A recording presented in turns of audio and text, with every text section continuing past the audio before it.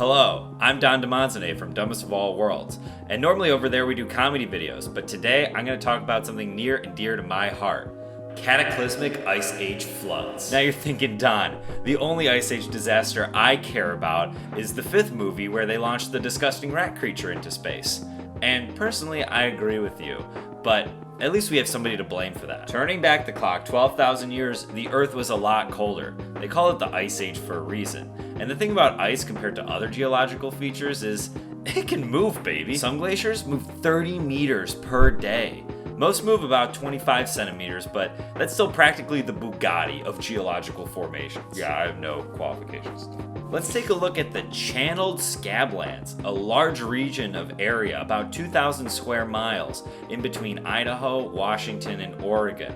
And it looks kind of weird. There's a river there called the Clark Fork River, and in ancient times, a glacier, remember I said ice moves, moved in front of it, blocked it, and backed it up for miles, and it became a giant lake called Lake Missoula. Lake Missoula was the size of Lake Erie and Lake Ontario combined. Now, if you ever carried 2 million tons of water, you know that this was a very heavy lake. And it was actually all held back by one 2,000 foot tall glacial wall. But over time, the pressure from the immense weight of the lake made the water seep through the cracks of the glacier, and eventually one day, the wall burst. Water rushed, sweeping across the Pacific Northwest. It went from Spokane to Portland, all the way out into the ocean. It had 10 times the flow of all current rivers combined.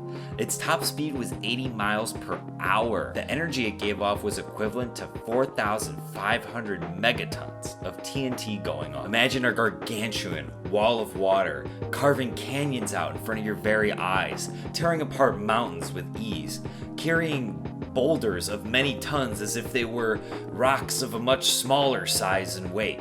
Lake Missoula emptied in only 3 days. But dang if it didn't go down swinging. And that's not all. This happened again and again and again. Every time the wall broke, the glacier over time would move in front of it, dam up the river, and it would burst again. Every 55 years. And this happened 40 times over a 2,000 year period. Now, this sounds super cool and unique, which it really is. But this actually does happen a lot.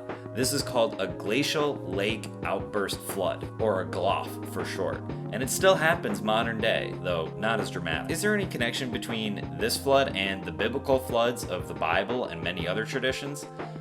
Probably not. It's really unlikely, though theoretically possible, that humans might have witnessed the very last of the Missoula flood. But there were other dramatic water-based changes to the geological landscape during the Ice Age. These might not have been super cataclysmic like the Missoula floods, but the maps back then and today look very different. You know this area in between the United Kingdom and Scandinavia, Netherlands, and all that? Well, we call it the North Sea nowadays, but it used to be completely land. Scientists call this land Doggerland, which is a very bad name. It takes water to make ice, so when the Ice Age ice sheets formed, the ocean levels dropped dramatically. This exposed a lot of land. Many humans lived in Doggerland, and we know that because we have evidence of human settlements that we've gotten from underneath the North Sea.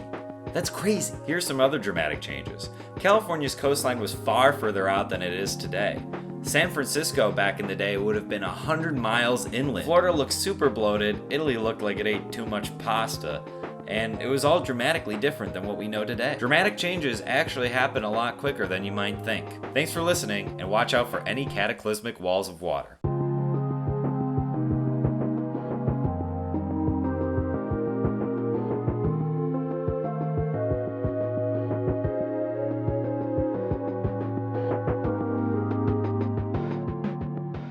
Check out my page, Dumbest of All Worlds, and we'll guarantee that you avoid any biblical floods.